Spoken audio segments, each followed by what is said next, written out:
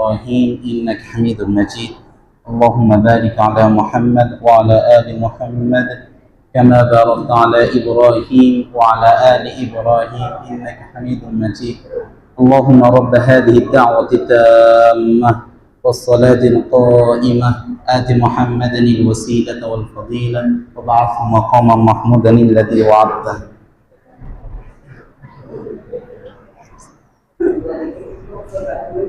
আসসালামু আলাইকুম ওয়া রাহমাতুল্লাহি ওয়া বারাকাতুহু।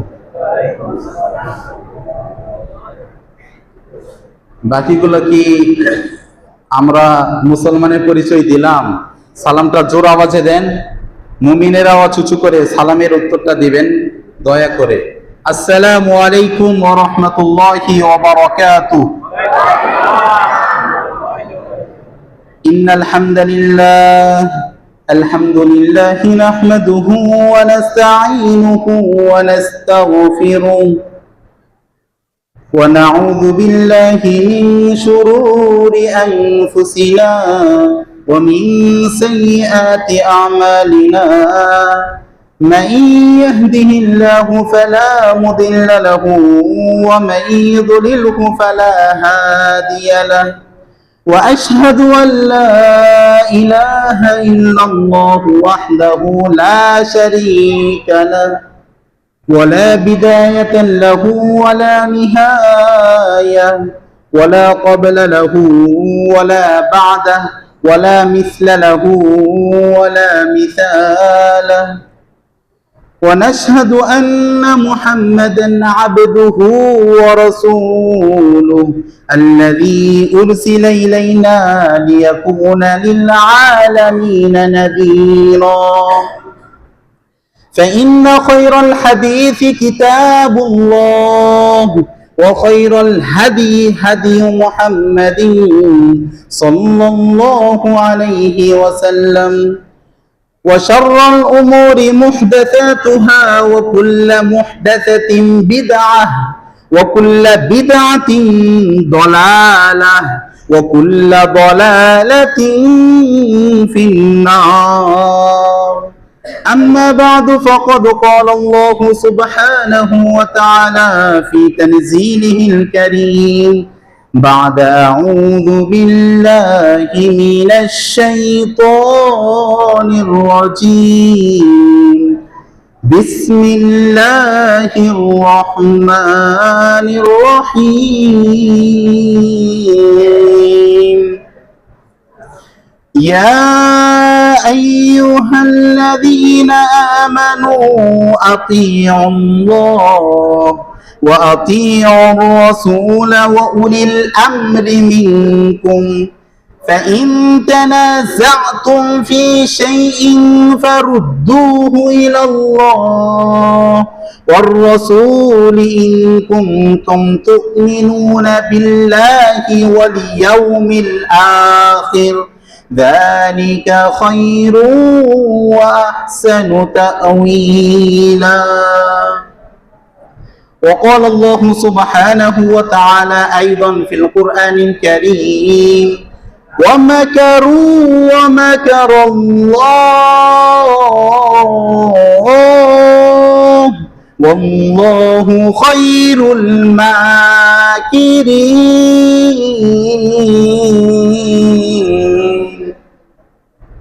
وعن عبد الله بن مسعود رضي الله عنه قال خط لنا رسول الله صلى الله عليه وسلم خطا ثم قال هذا سبيل الله ثم خط خطوطا عن يمينه وعن شماله ثم قال هذه سبل على كل سبيل يدعو إليه الشيطان ثم تلا هذه الآية وأن هذا صراطي مستقيما فاتبعوه ولا تتبعوا السبل فتفرق بكم عن سبيله ذلكم وصاكم به لعلكم تتقون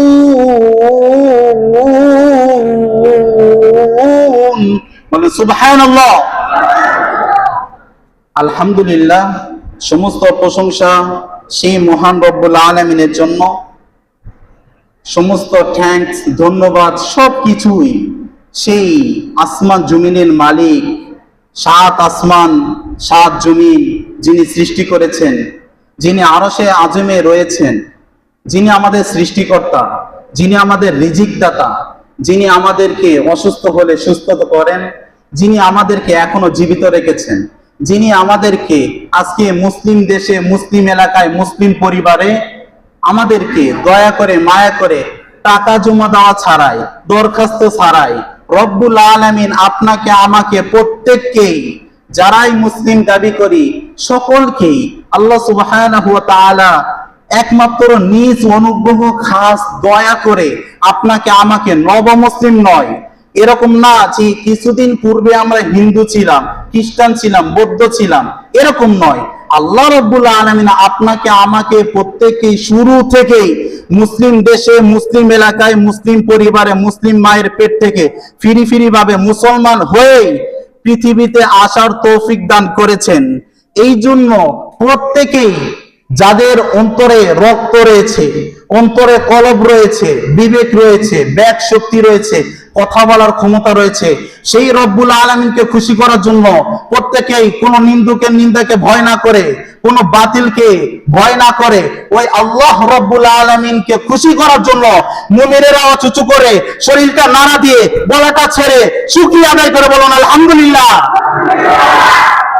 দুরূদ এবং শান্তি বর্ষিত হোক আমাদের প্রত্যেকের কলিজা টুকরা নবী, যে নবীর উম্মত হওয়ার জন্য বনি ইসরাইল সহ পৃথিবীতে যত নবী রাসূলরা এসেছিলেন, নবী সাধারণ মানুষ না, সাধারণ উম্মত না, নবী হয়ে আসার পরেও আল্লাহ রসুলের মর্যাদা, আল্লাহ রসুলের মর্যাদা, তার উম্মতরা যে শান্তি থাকবে, তার উম্মতরা কিয়ামতের দিন সর্বপ্রথম জান্নাতে যাবে, তিনি সেই নবীর উম্মত হওয়ার জন্য প্রত্যেক বনি ইসরায়েলের নবীরা আকাঙ্ক্ষা করত, ইস যদি শেষ নবীর উম্মত হতে পারতাম।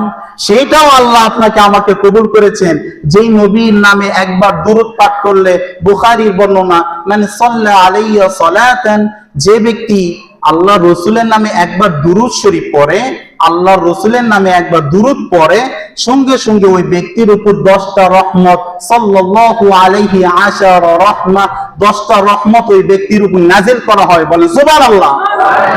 সেই নবীর উম্মত হতে পেরেছি, এই জন্য সকলেই নবীর নামে একবার দুরূদ পাঠ করে সকলে বলি নবী মুহাম্মদ রাসূলুল্লাহ সাল্লাল্লাহু আলাইহি ওয়াসাল্লাম। সম্মানিত উপস্থিতি, আজকের খুতবার বিষয় হচ্ছে ইতাআত এবং মাসিয়াত, আনুগত্য এবং নাফরমান। আনুগত্য কাকে বলে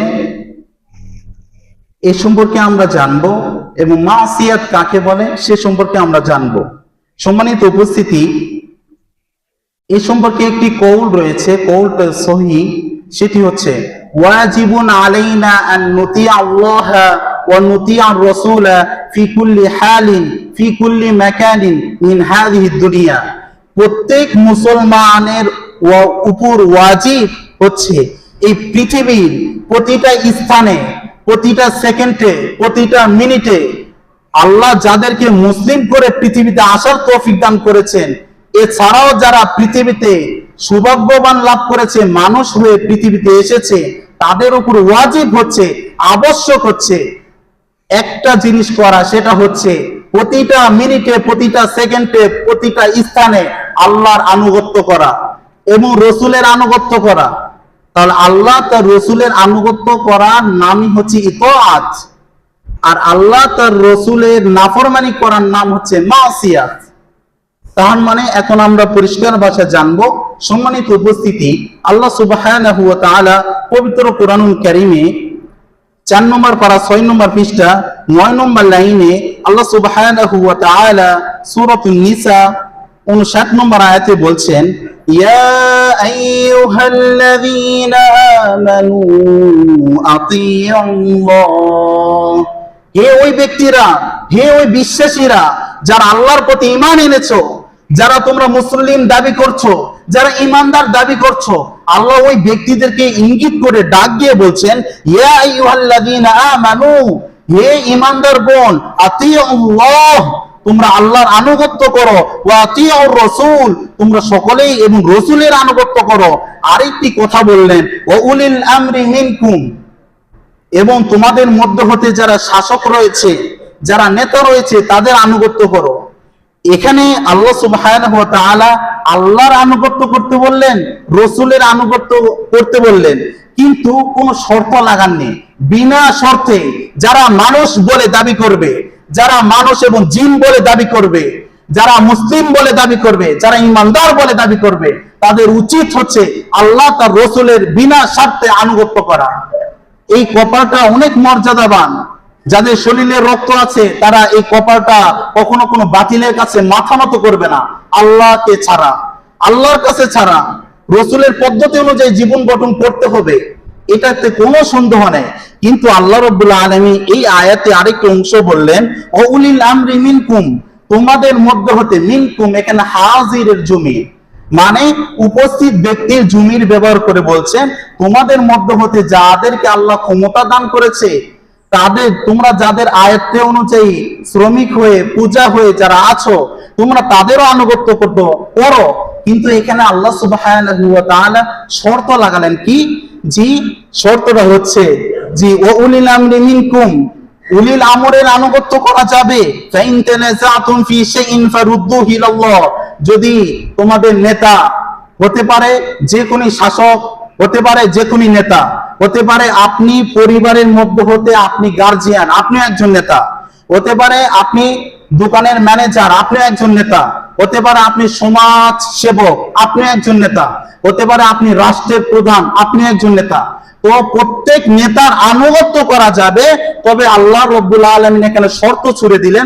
শর্তটা হচ্ছে যে ফাইন তানাযাতুম ফি শাইইন, যদি কোনো বিষয়ে আল্লাহ তার রাসূলের আনুগত্য করা থেকে বাধা দেয়, আল্লাহ তার রাসূলের যে নেতার আনুগত্য করলে আল্লাহ নারাজ হবে, আল্লাহ রাসূলের পদ্ধতি অনুযায়ী হচ্ছে না, সেই নেতার আনুগত্য করা যাবে না।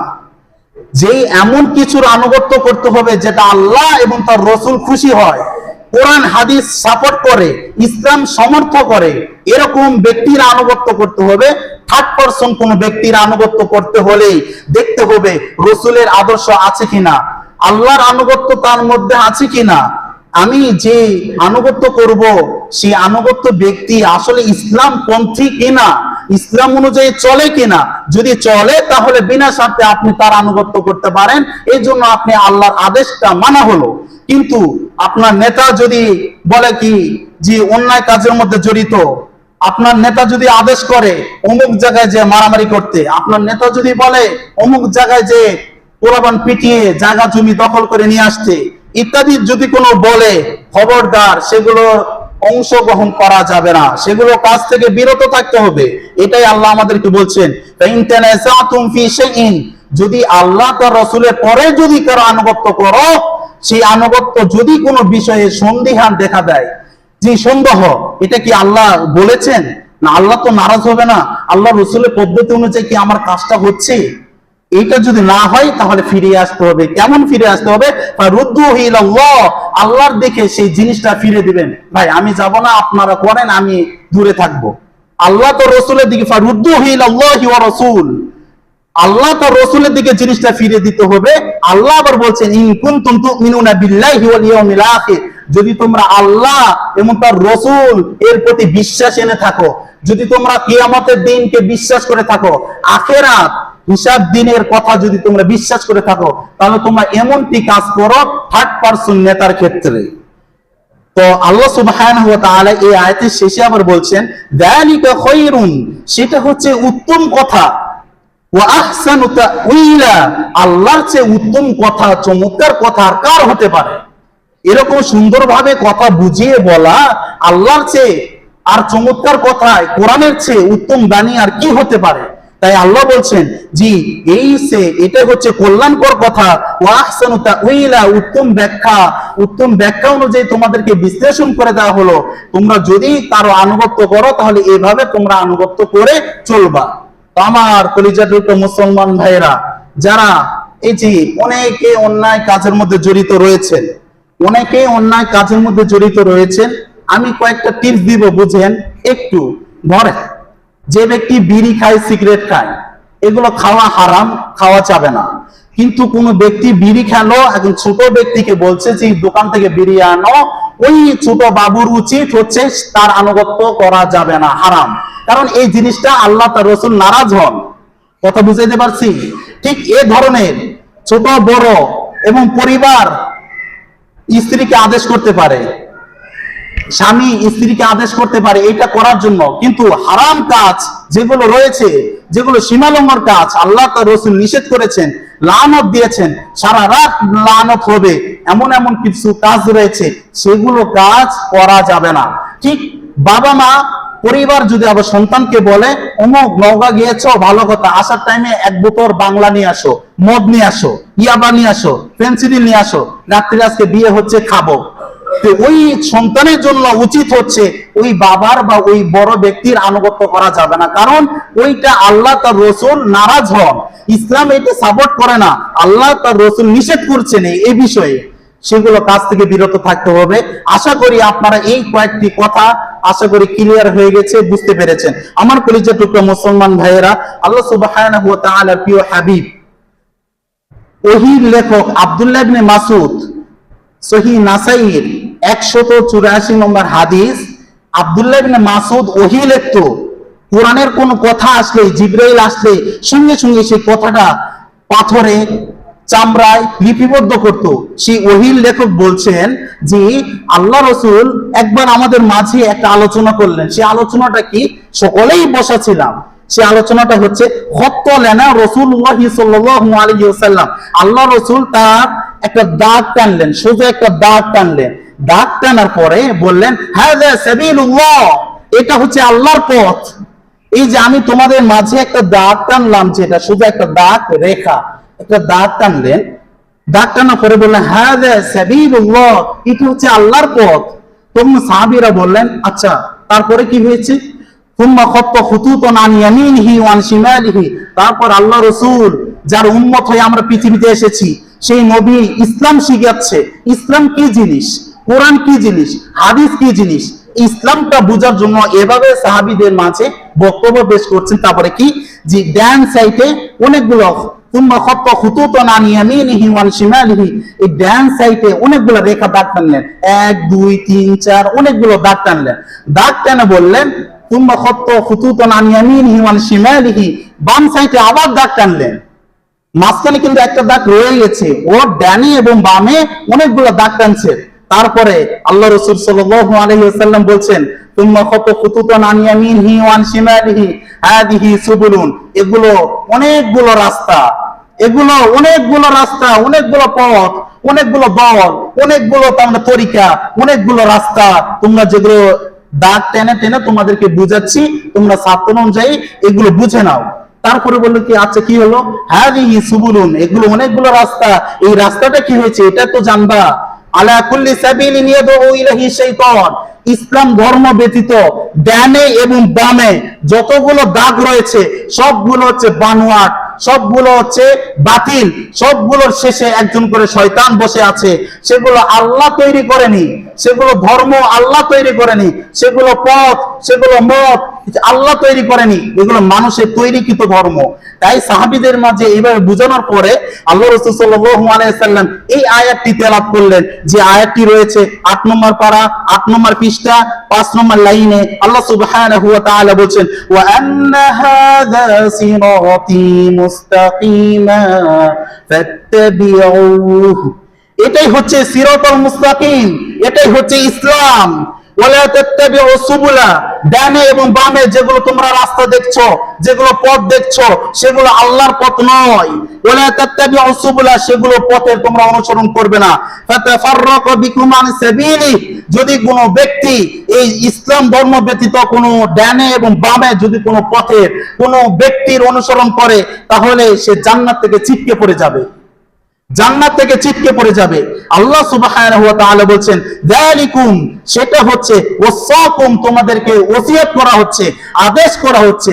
তোমরা যদি জান্নাতে যেতে চাও, যে জান্নাতের তলদেশ দিয়ে 4টা নহর প্রবাহিত হয়, মধুর নদী, সর্বদের নদী, মিষ্টি পানির নদী, দুধের নদী প্রবাহিত হয়, সেই জান্নাত অনন্তকাল যদি সুখে থাকতে চাও, শান্তিতে থাকতে চাও, তাহলে ইসলামকে তোমরা আঁকড়ে ধরো, ইসলামকে তোমরা গ্রহণ করো, কোরআন হাদিস অনুযায়ী জীবন গঠন করো।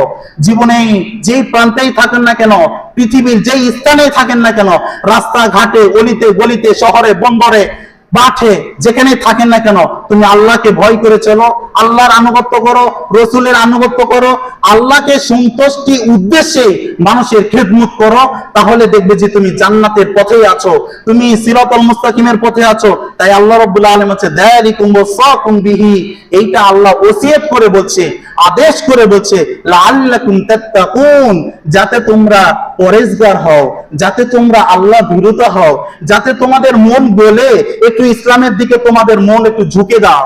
আর যদি আমরা তাকওয়াশীল হই, আমরা যদি সৎ ব্যক্তি হয়ে যাই, হতে পারে পুরুষ, হতে পারে নারী, হতে পারে পুরুষ, হতে পারে মা বোনেরা, যে ব্যক্তি যে সৎ, যে কোরআনকে আঁকড়ে ধরবে, সেই হাদিসকে আঁকড়ে ধরবে, আল্লাহ তার রসুলকে গ্রহণ করে নেবে, অন্তর থেকে গ্রহণ করে নেবে, তার জন্য কি বলা হয়েছে? 16 নম্বর পারা সূরাতুন মারিয়ামের 63 নম্বর আয়াত, 16 নম্বর পারা 8 নম্বর পৃষ্ঠা 15 নম্বর লাইনে আল্লাহ সুবহানাহু ওয়া তাআলা বলেন, তিলকাল জান্নাতুল্লাতী নুরিতু মিন ইবাদিনা মান কানা তাকিয়া, আমার বান্দাদের মধ্যে হতে কেবলমাত্র হাতে গোনা, কেবলমাত্র ওই ব্যক্তি জান্নাতের উত্তরাধিকারী আমি আল্লাহ বানাবো।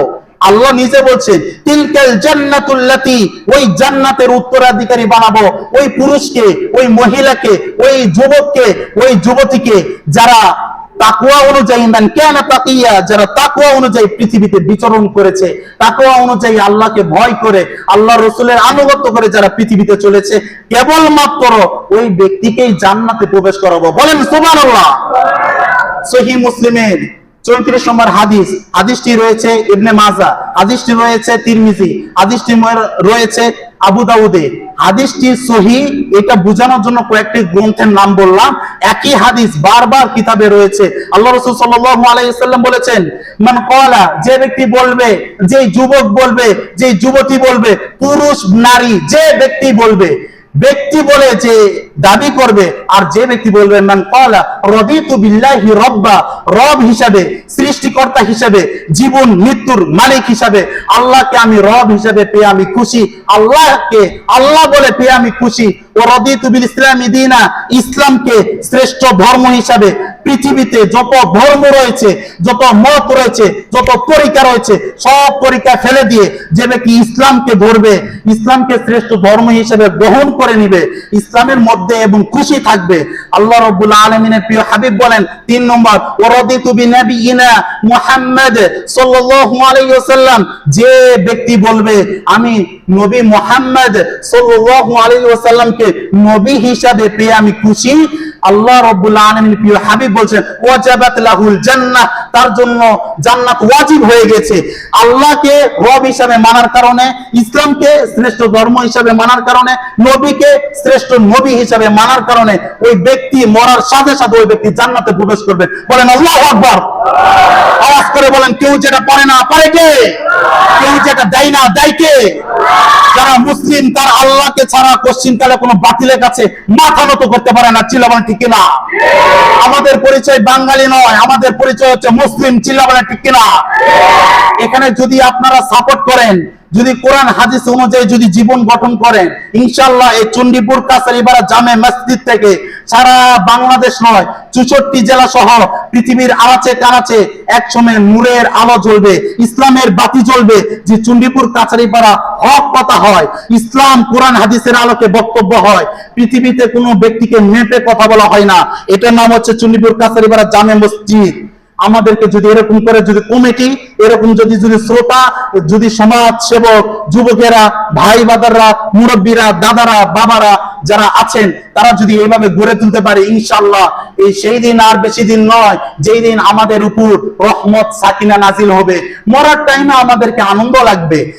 এই অবস্থায় যদি আমরা মৃত্যুবরণ করি, জিজ্ঞাসা করা হবে মৃত্যুর পরে, মান রব্বুকা, তোমার রবকে? এই ব্যক্তি, এই যুবতী, এই মহিলা, এই পুরুষ, এই বাবা, তোমাকে বলছি, মান রব্বুকা, তোমার রবকে। যদি আল্লাহকে দুনিয়াতে থাকা অবস্থায় রব হিসাবে, আল্লাহকে আল্লাহ হিসাবে যদি মেনে চলতে পারেন, তাহলে ওখানে যাওয়ার পর কবরে 3.5 হাত মাটিতে যাওয়ার পরে উত্তর আসবে আল্লাহু রব্বি, আমার রব আল্লাহ, অটোমেটিক উত্তর আসবে। দ্বিতীয় প্রশ্ন, মা দিন, তোমার ধর্ম কি? অটোমেটিক উত্তর আসবে আমার ধর্ম হচ্ছে ইসলাম। 3 নম্বর প্রশ্ন, তোমার নবী কে? অটোমেটিক উত্তর আসবে যে আমার নবী মুহাম্মদ সাল্লাল্লাহু আলাইহি ওয়াসাল্লাম।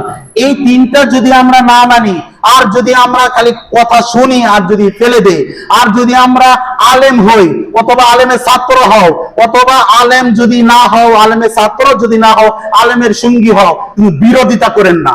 বিরোধিতা করলে আপনি মরার পরে, ওখানে যাওয়ার পরে প্রশ্ন তো দূরের কথা, মুখে বোম মারলেও উত্তর দিতে পারবেন না। আমার কলিজার টুকরা মুসলমান ভাইয়েরা, তাই আসুন সত্যের সন্ধানে ফিরে আসুন। আল্লাহ সুবহানাহু ওয়া তাআলা আমাদেরকে কথাগুলো বুঝে আমল করা তৌফিক দান করুন, বলেন আমিন। সম্মানিত উপস্থিতি, আল্লাহ সুবহানাহু ওয়া তাআলা সূরা মারিয়ামের 95 নম্বর আয়াতে বলছেন, 16 নম্বর পারা 10 নম্বর 20 15 নম্বর লাইনে আল্লাহ সুবহানাহু ওয়া তাআলা বলছেন, ওয়া কুল্লুহুম আতিহি ইয়াউমাল কিয়ামাতি ফারদা। চিন্তা করে দেখো, আজ দুনিয়াতে কত পরিবার, কত পরিজন নিয়ে তুমি বসবাস করছো, কিন্তু কাল কিয়ামতের দিন রবের কাছে একা একা আসতে হবে। রবের কাছে একা একা আসতে হবে। আসার পরে কি করেছো না করেছো সব হিসাব দিতে হবে। সেদিন কি জবাব দিবেন? কেউ থাকবে না, শুধু সৃষ্টিকর্তা আল্লাহ আর আপনি থাকবেন। ওই আল্লাহকে আপনি কি জবাব দিবেন সেগুলো, তাই মুতু কবলান তামুতু, মরার আগে একদিন মরার ভান করে হিসাব করেন, আমি এখন যদি মারা যাই কি জবাব দিব। হাসিবু কবলান তুহাসিবু আলাইকুম, ওমর রাদিয়াল্লাহু আনহু খুতবার মধ্যে এই কথাটা বলতেন বারবার, যে হলো তোমার কিয়ামতের দিন হিসাব নেওয়ার আগে, কবরে হিসাব নেওয়ার আগে তুমি দুনিয়াতে একবার হিসাব করো তো, তুমি জান্নাতে যাবা না জাহান্নামে যাবা? তুমি একটু চিন্তা করো। আমরা বর্তমানে হেলাই খেলায় মুসলিম হয়ে গেছি। মুসলমান শুক্রবার আসলে মসজিদে আসি, এছাড়া আসি না। শুক্রবার আসলে আমরা ধর্ম মনে করি যে ইসলাম ধর্ম, আজকে শুক্রবার মসজিদে যেতে হবে, আজকে কিছু দান করতে হবে, এছাড়া আমরা দান সদকা কোনো কিছু করি না। মানুষের খেদমত করি না। অন্যায় কাজের মধ্যে জড়িত হবেন না, মানুষের খেদমত করবেন।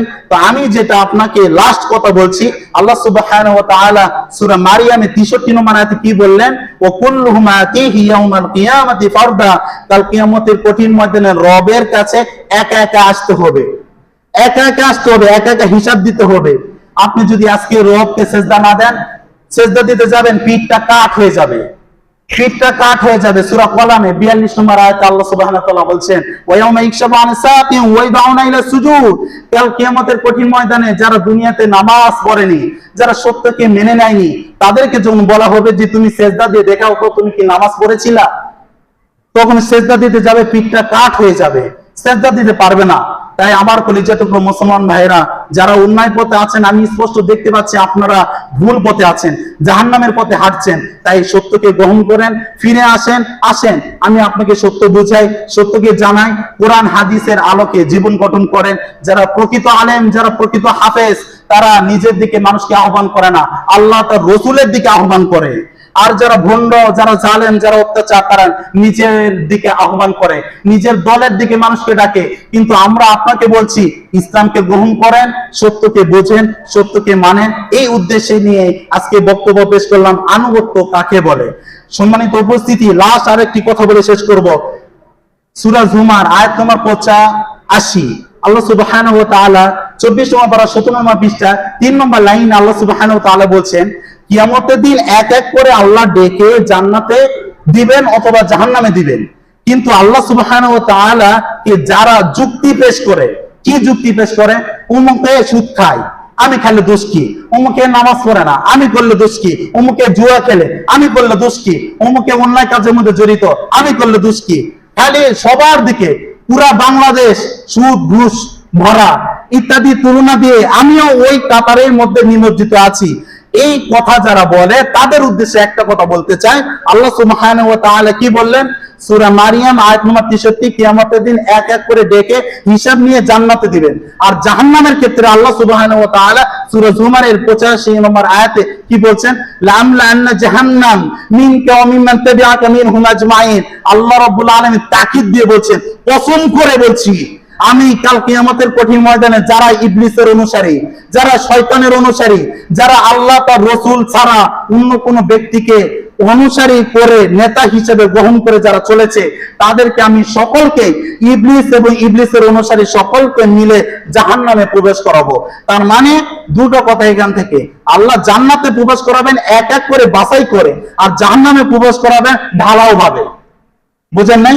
মানে আপনি যদি বলেন যে অমুকে করতেছে তাই আমি এই কাজটা করছি, এরকম যদি বলেন, তাহলে ওই অমুকের মধ্যে আপনাকে সহ একসঙ্গে ধাক্কা দিয়ে জাহান্নামে নিক্ষেপ করবেন, আর জান্নাতে বাছাই করে ঢুকানো হবে। তো আমার কলিজা টুকরো মুসলমান ভাইয়েরা, কথা উদ্দেশ্য একটাই, যে সত্যকে গ্রহণ করি, ইসলামকে ইসলাম বলে মানি। তাই আমরা আসুন যে সত্য বুঝে, হক বুঝে আল্লাহ সুবহানাহু ওয়া তাআলা আমাদেরকে জীবন গঠন করা তৌফিক দান করো, বলেন আমিন। ওয়া মা আলাইনা ইল্লাল বালাগুল মুবিন।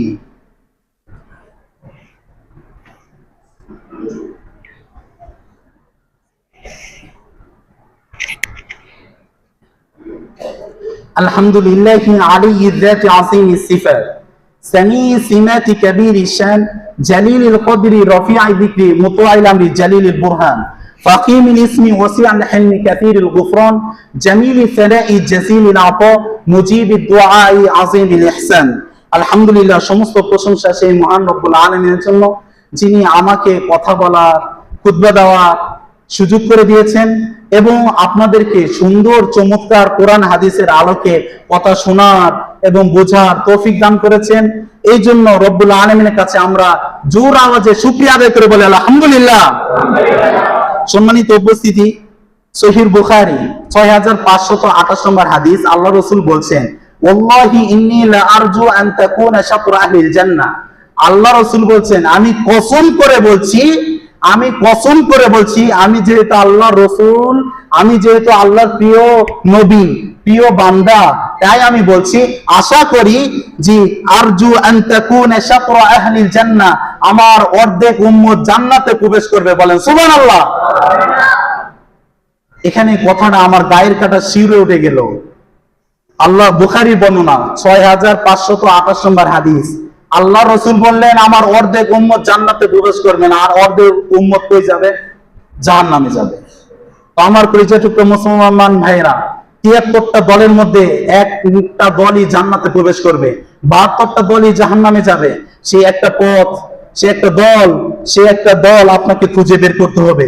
ইসলাম গ্রহণ করেন, তাওহীদ বুঝেন, আল্লাহকে আল্লাহ বলে মেনে নেন, নবীকে নবী হিসাবে পরিচয়গুলো জানেন, কোরআন হাদিস বোঝার চেষ্টা করেন, সত্যকে গ্রহণ করেন, নামাজ পড়েন, অন্যায় দুর্নীতি এগুলো ছেড়ে দেন, আল্লাহ সুবহানাহু ওয়া তাআলার কাছে ফিরে আসেন, তওবা করেন, আল্লাহ আপনাকে মাফ করে দিবেন। আল্লাহ সুবহানাহু ওয়া তাআলা এই কথাটি 19 নম্বর পারা 5 নম্বর পৃষ্ঠা 2 নম্বর লাইনে সূরাতুল শুআরা, সূরাতুল ফুরকানে 70 নম্বর আয়াতে বলছেন, ইল্লা মান তাবা, যারা তওবা করে, ও আমানা, এবং ফিরে আসে, ঈমান আনে, ও আমিলা আমালান সালিহা, এবং বলে আল্লাহ আমি ভালো হয়ে গেছি, আপনি আমাকে মাফ করে দেন।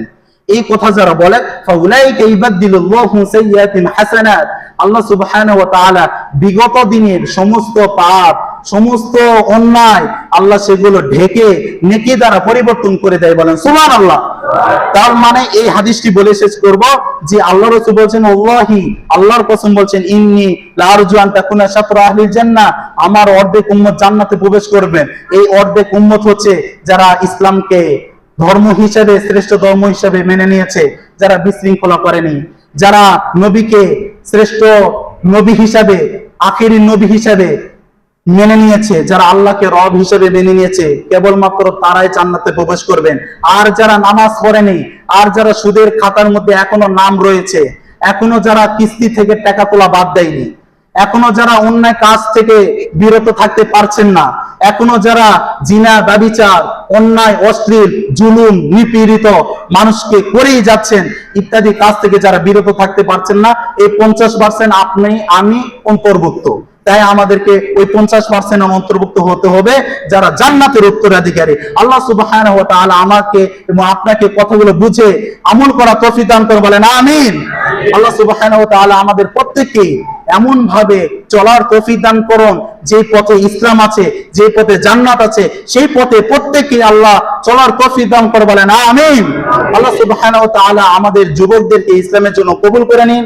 আল্লাহ সুবহানাহু ওয়া তাআলা আমাদের মধ্যে হতে একজন ওমর, একজন খালেদ বিন ওয়ালিদ, একজন খালেদ সাইফুল্লাহ আইয়ুবী কে আল্লাহ কবুল করে নিন। আল্লাহ আমাদের সমাজ থেকে আল্লাহ হাফেজ আলেম আল্লাহ কবুল করে নিন। আল্লাহ আমি মাদ্রাসা করতে চাচ্ছি, কোন একটা কারণে মাদ্রাসার কাজ পিছিয়ে যাচ্ছে, আল্লাহ সেই ব্যক্তিদেরকে হেদায়েত দান করুন, সেই ব্যক্তিদেরকে সেই কাজগুলো থেকে বাধা দেওয়া থেকে হেফাজত করুন। আল্লাহ সুবহানাহু ওয়া তাআলা আমাকে মাদ্রাসা করার এবং আমার মতো হাফেজ শহীদ, হাফেজ আলেম, মুহাদ্দিস এরকম ব্যক্তি তৈরি রেখে যাওয়ার আল্লাহ তৌফিক দান করুন। আল্লাহ সুবহানাহু ওয়া তাআলা দেলাওয়ার হোসেন সাইদির মতো বড় বড় আলেম আমাদের ভাস্তা, আমাদের ভাতিজা, আমাদের ছেলেদেরকে আল্লাহ কবুল করে নিক, বলেন আমিন। আমাদের জানাজা যেহেতু আমাদের সন্তান আপন ব্যক্তিরা পড়াতে পারে, আল্লাহ সেই তৌফিক দান করুন, বলেন আমিন। আমাদের সমাজকে আল্লাহ জান্নাতুল ফিরদাউসের টুকরা হিসেবে কবুল করে নিক, বলেন আমিন। আল্লাহ মামদুল হুজুর সাহেব আল্লাহ অনেক অসুস্থ, আল্লাহ তাকে শেফায়ে কামিলা আজিলা দান করুন, বলেন আমিন। আল্লাহ আমার বাবা সহ অনেক মুরব্বী রয়েছে, আল্লাহ দাড়ি পাকা, প্রত্যেকেই কখন যেন মৃত্যু হয়ে যায়, কখন যেন কাকে ছাড়া করি আল্লাহ জানি না। কালকে হয়তো সোমবারে আমি চলে যাব, আবার অনেক কয়েক মাস 5-6 মাস পরে আবার বা 3 মাস পরে আসতে পারি। তো আল্লাহ সুবহানাহু ওয়া তাআলা আমাকে সফল অনুযায়ী পড়াশোনা করে মুহাদ্দিস হয়ে ঢাকা থেকে প্রখ্যাত আলেমে দ্বীন হয়ে বের হওয়ার তৌফিক দান করুন, বলেন আমিন। আল্লাহ সুবহানাহু ওয়া তাআলা আমাদের আত্মীয় স্বজন মওদুদ এবং সহ দুলাল ভাই, তার ছেলে, আরো যত আত্মীয় স্বজন, বাসবর আব্বা, আরো যত আত্মীয় স্বজন, আমাদের ছোট ভাতিজি সহ যত যারা মারা গিয়েছে, আমাদের বড়াব্বা, আমাদের অনেকের নাম বলছি না, আল্লাহ প্রত্যেক মুমিন মুমিনাতের কবরকে জান্নাতুল ফিরদাউসের টুকরা হিসেবে কবুল করেন, বলেন আমিন। আল্লাহ আমাদের মুরব্বীদেরকে, আল্লাহ এই মসজিদের কমিটিদেরকে আল্লাহ সৎ পথে চলে আল্লাহ জীবন উপকরণ করে তৌফিক দান করুন, বলেন আমিন। আল্লাহ অনেকে দান করেছে, তাদের দানের ওসিলা করে তাদের জিন্দেগির সমস্ত গুনাহ মাফ করে দিন। আল্লাহ তারা যদি অন্যায় পথে থাকে সৎ পথে আসার তৌফিক দান করুন। আল্লাহ যে পথে ইসলাম আছে সেই পথে চলার তৌফিক দান করুন। আল্লাহ যেগুলো চাইলাম সেগুলো আপনি কবুল করেন, আর যেগুলো বলতে ভুলে গিয়েছি সেগুলো আপনি পূরণ করে দেন, বলেন আমিন। ইন্নাল্লাহা ইয়া'মুরু বিল আদলি ওয়াল ইহসান ওয়া ইতা'i যিল কুরবা ওয়া ইয়ানহা আনিল ফাহশাই ওয়াল মুনকার ওয়া লাযিকরুল্লাহি তাআলা আ'লা ওয়া আজাল্লু ওয়া আকবার। কুমু লিস-সালাহ। নামাজের জন্য দাঁড়িয়ে যান। প্রত্যেকে নিয়ত করবেন, এখন থেকে নামাজ পড়বেন ইনশাআল্লাহ।